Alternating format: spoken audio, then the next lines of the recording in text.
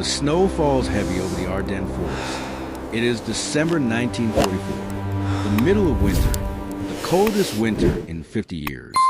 The trees are black skeletons against white ground, bare branches reaching toward gray sky like prayers, like pleas, like the hands of drowning men. The forest is dense, ancient, dark even at midday. The snow covers everything.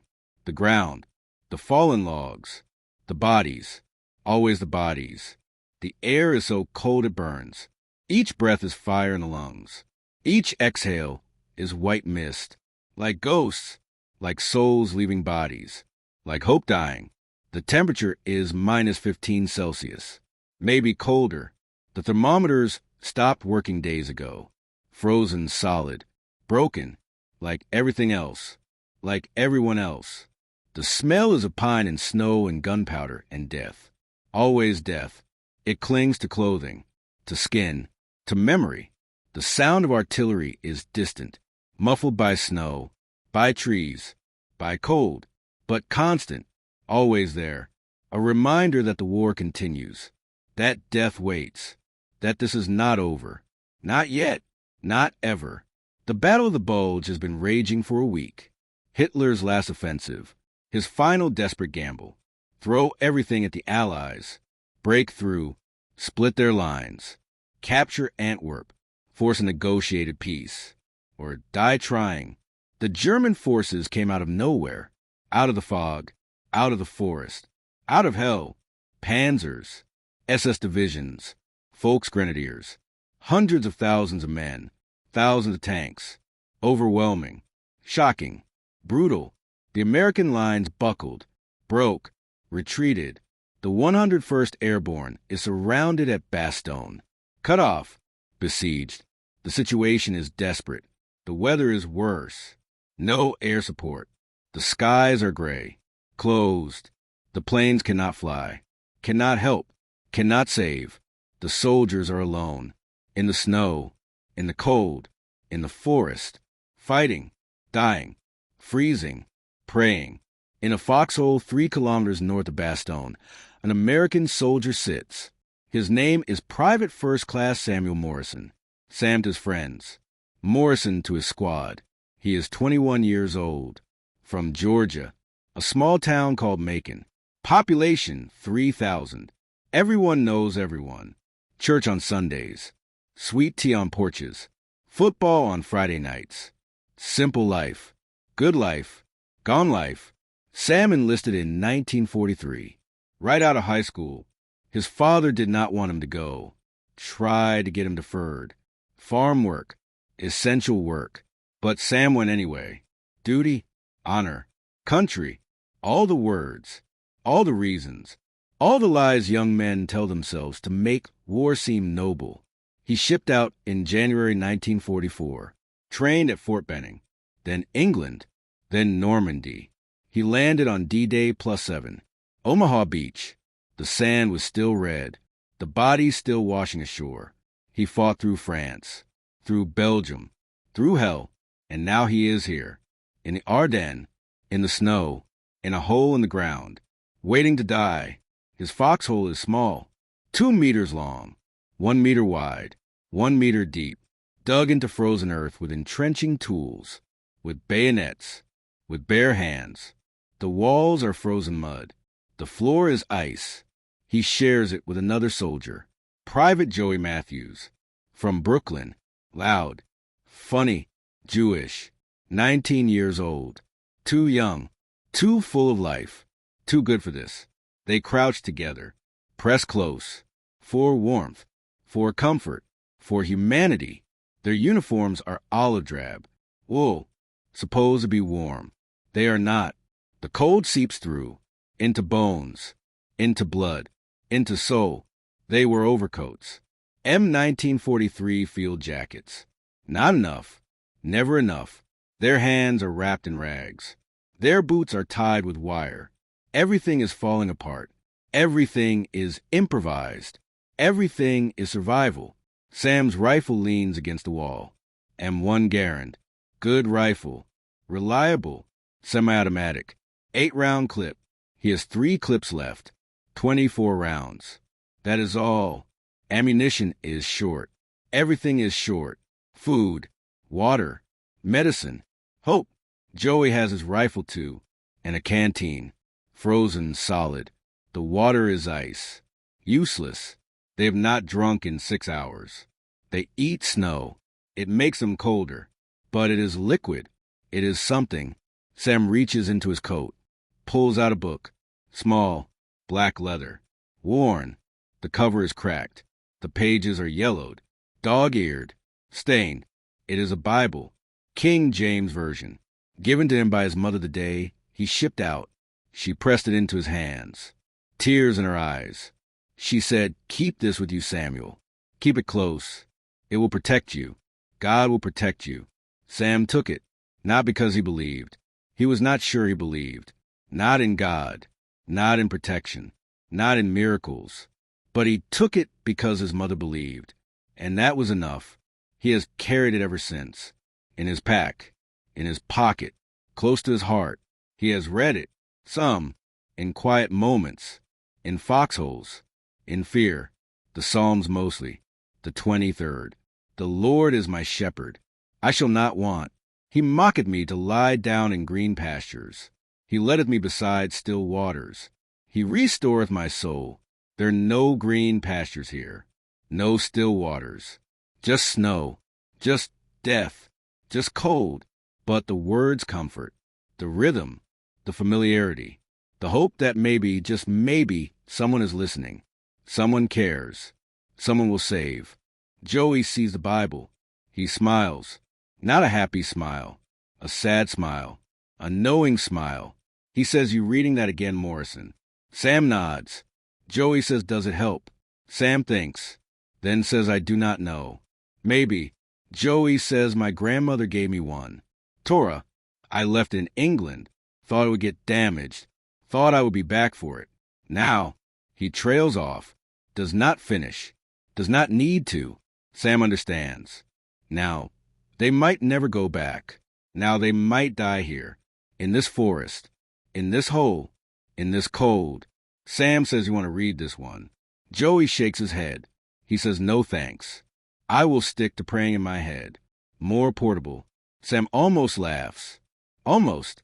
The humor is dark. Necessary. The only kind that survives war. He opens the Bible. Flips to a random page. Ecclesiastes. A time to be born and a time to die.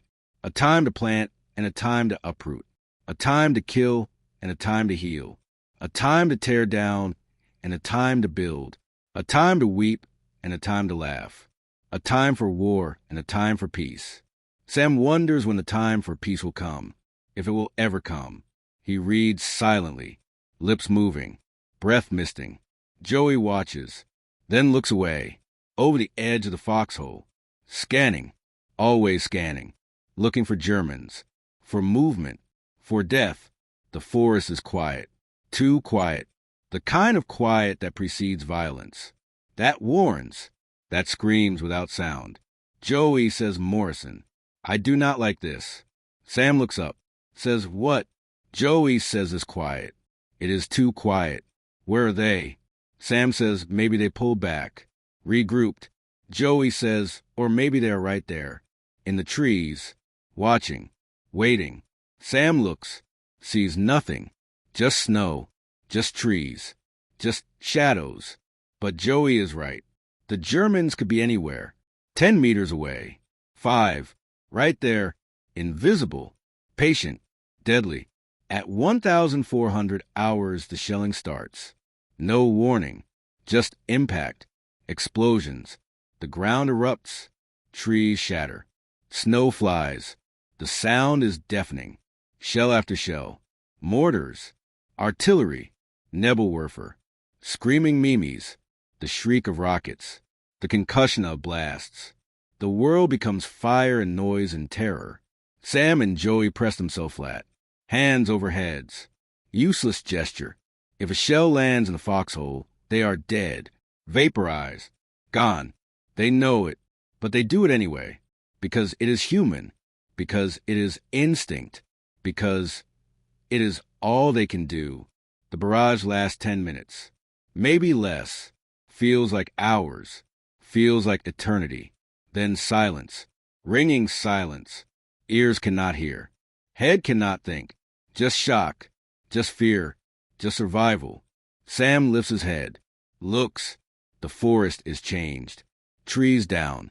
Craters everywhere. Snow turned black. Smoke rising. And bodies. American bodies. From other foxholes. Other positions. Some moving. Most not. Screaming. So much screaming. Joey is beside him. Alive. Bleeding from the nose. From the ears. Concussion. But alive. He says they are coming. Sam says what? Cannot hear. Joey points. Sam looks. Through the smoke. Through the trees. Figures. Gray uniforms. Germans. Dozens. Maybe hundreds. Advancing. Rifles raised. Moving through the forest. Fast. Professional. Coordinated. This is it. This is the assault. This is death. Sam grabs his rifle. Checks it. Covered in snow. In dirt. He wipes it. Chambers around. Joey does the same. They peer over the edge. The Germans are close. 70 meters. 60. 50. Sam aims. Picks a target. A soldier. Young. Blonde. Maybe 18. Sam's age when he enlisted. Sam's reflection. Sam's victim. He fires. The Garen barks. Recoil. The German drops. Hit. Where? Sam does not know. Does not care. He works the trigger. Semi-auto. Fast. Controlled. 1 shot. 2. 3. 4. 5. 6. 7. 8. Ping. The clip ejects. He reloads. Smooth. Automatic. Muscle memory.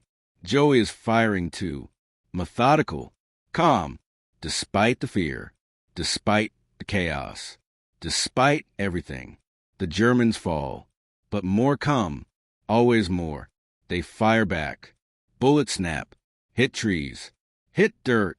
Hit the lip of the foxhole. Sam ducks. Reloads. Fires again. The fight is close. Personal. Brutal. He can see their faces. See their eyes. See their fear. See his own. A German gets within 20 meters. Throwing grenade. Stick grenade.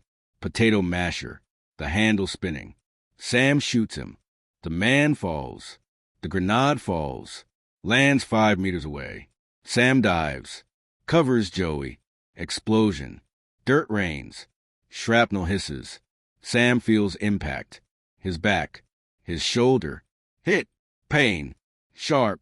Hot. He screams. Joey pulls him down. Says you hit. Sam says I think so. Joey rips open Sam's coat. Checks. Blood. Not much. Shrapnel. Shallow. Lucky. Joey says you will live. Sam says good to know. They laugh. Hysterical laughs. Mad laughs. The laughs of men facing death and finding it absurd. The assault breaks. The Germans pull back. Not defeated. Just regrouping. Probing. Testing. They will come again. Soon. Sam sits. Breathing hard. Shaking. Not from cold. From adrenaline. From fear. From survival. He looks at Joey. Joey looks back. They do not speak. Do not need to. They are alive. For now. That is enough. Sam reaches for his Bible. It fell during the fight. He finds it. In the snow. In the mud. He picks it up. Opens it. To check for damage. Then stops. Stares. There is a hole. Through the cover. Through the pages. Through most of the book. A bullet hole. Clean. Round. Stop halfway through. He pulls the pages apart. Carefully. The bullet is there. Lodged. Flattened. Spent. He stares. Cannot believe. Cannot comprehend. Joey sees it. Says Jesus Christ. Sam says it stopped a bullet. Joey says where were you keeping that? Sam says in my coat. Front pocket. Over my heart. Joey says you were shitting me. Sam shakes his head. Says no. Look. He shows Joey. The hole in the Bible. The hole in his coat. Right over his heart. right where the bullet would have gone, right where he would have died. Joey stares. Then says Morrison, "That is a miracle. That is a goddamn miracle." Sam says, "Or luck." Joey says, "Luck my ass. That is God. Your mama was right. That book protected you." Sam does not respond. He just stares at the Bible, at the bullet, at the impossible, at the proof, or coincidence, or fate, or whatever you want to call it. He does not know, cannot know, but he is alive, and the bullet is not in his heart, and that is all that matters.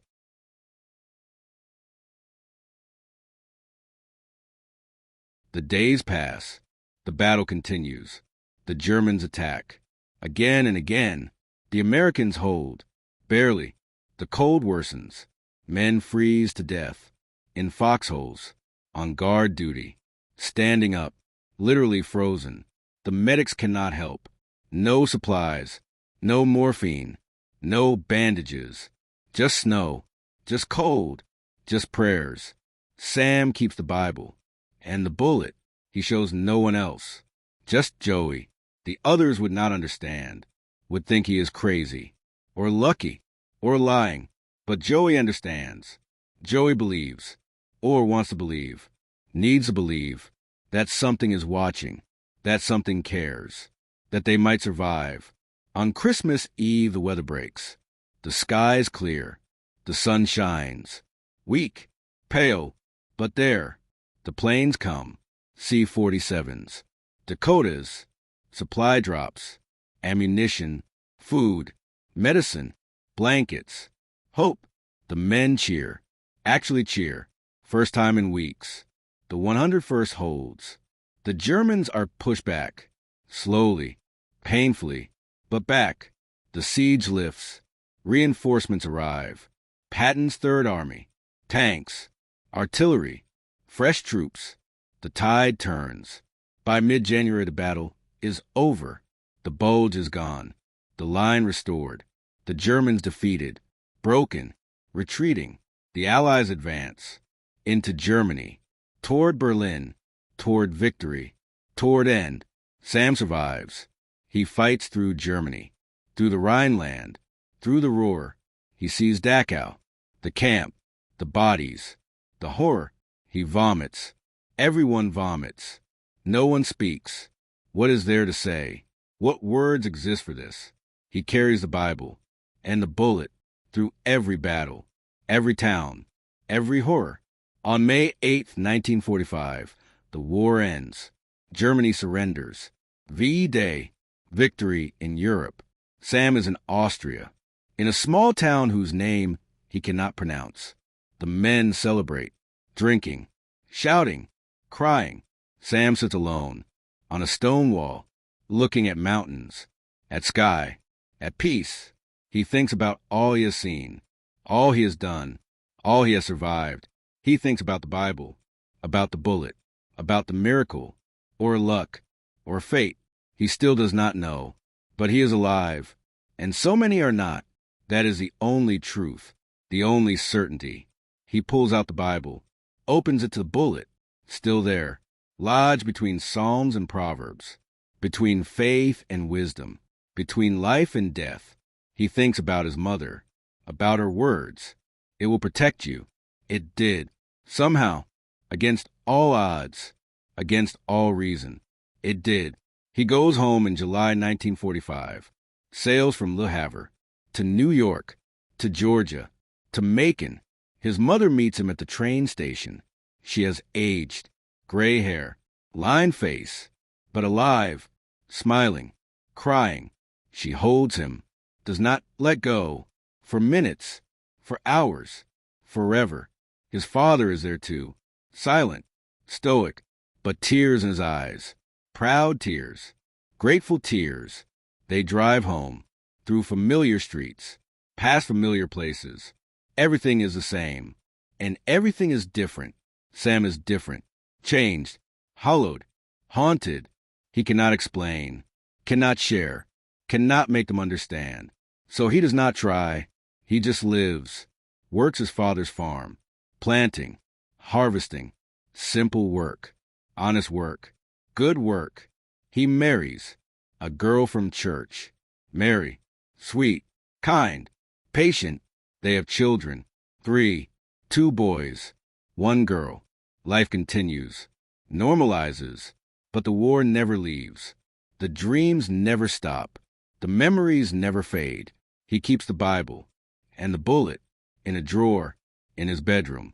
He takes them out sometimes, late at night, when he cannot sleep, when the dreams are bad, when he needs to remember, to believe, to hope.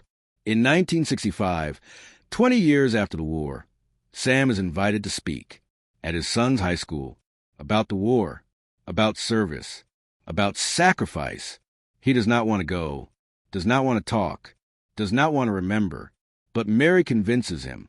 She says the children need to know, need to hear, need to understand. So he goes, stand before a classroom, 40 teenagers, bored, restless, not interested. He starts to speak about Normandy, about the bulge, about the cold, about the fear, about the friends he lost. Their eyes begin to focus, to listen, to care. Then he shows them the Bible, the bullet. He tells the story about the foxhole, about the assault, about the grenade, about the bullet that should have killed him, but did not. The room is silent, absolutely silent. A girl raises her hand. She asks, do you think it was God? Sam pauses, thinks, then says, I do not know. Maybe it was just luck, a good pocket, a good angle, a coincidence. Or maybe it was my mother's prayer, her faith, her love. Or maybe it was God. I cannot say. I will never know. But I am alive, and that bullet is not in my heart. And I am grateful, every day, for that. The students nod. Some wipe eyes. Some just stare. Thinking. Processing. Understanding. Maybe. Sam dies in 1998. He is 75 years old. Peaceful. In his sleep. Mary finds him in the morning. The Bible is on his nightstand. Open. The bullet beside it. She smiles through tears. She knows. She always knew. He carried it to the end. Carried the miracle. Carried the faith. Carried the question. They bury him in Macon. In the church cemetery. Military honors. Flag. 21-gun salute. Taps. His children speak. His grandchildren. His friends. They tell stories about his kindness, his strength, his quiet faith. His son mentions the Bible, the bullet, the miracle, the proof that sometimes in the darkest moments, something watches, something protects, something saves. The mourners nod, believe, hope. The Bible and bullet go to his oldest son, who passes them to his son, who passes them to his. 3 generations. The story told, retold, remembered. In 2004, the Bible is donated to the National World War II Museum in New Orleans, displayed in a case. The bullet still lodged inside, the hole still visible. A plaque beside it reads, this Bible belonged to PFC Samuel Morrison, Company B, 501st Parachute Infantry Regiment, 101st Airborne Division. Carried through Normandy, the Bulge, and into Germany. On December 22, 1944, during the Battle of the Bulge, a German bullet struck this Bible, which PFC Morrison carried in his breast pocket over his heart. The Bible stopped the bullet. PFC Morrison survived. He kept the Bible for the rest of his life, a testament to faith, to hope, to miracles, or to luck. Each visitor decides. Thousands visit. They stand before the case. They read the plaque. They see the Bible, the bullet, the hole. They think about Sam, about the war, about survival, about the thin line between life and death, about the things we carry, the things that protect us, the things we believe. A veteran visits Vietnam. He stares at the Bible for 20 minutes, tears streaming. His wife asks why. He says, I carried a picture of my girl. In my helmet, a bullet hit the helmet, creased it right where the picture was. I should have died, but I did not. The picture saved me. Or luck, or God. I do not know, But I understand. I understand him. A teacher brings her class. High schoolers, like the class Sam spoke to in 1965. They crowd around, ask questions. Is it real? Did it really happen? Can a Bible stop a bullet? The teacher says yes. It happened. The Bible is real. The bullet is real. The man survived. Whether it was God or physics or chance, you decide. But know this, he believed it mattered. He carried it. He survived. And he was grateful. That is the lesson. Not faith, not proof, but gratitude for life, for breath, for one more day. The students nod. Quiet, thoughtful, changed, maybe, and in New Orleans, in a museum, in a case of glass and light, the Bible remains. Black leather, worn pages, a bullet lodged in Proverbs, a hole through the heart that never bled, a story of war, of faith, of survival, of the soldier who carried a Bible through the front, and the bullet that never reached his heart, a reminder, a testament, a question without answer, but also a truth that sometimes we survive, against all odds, against all reason, against all expectation, and maybe that is miracle enough.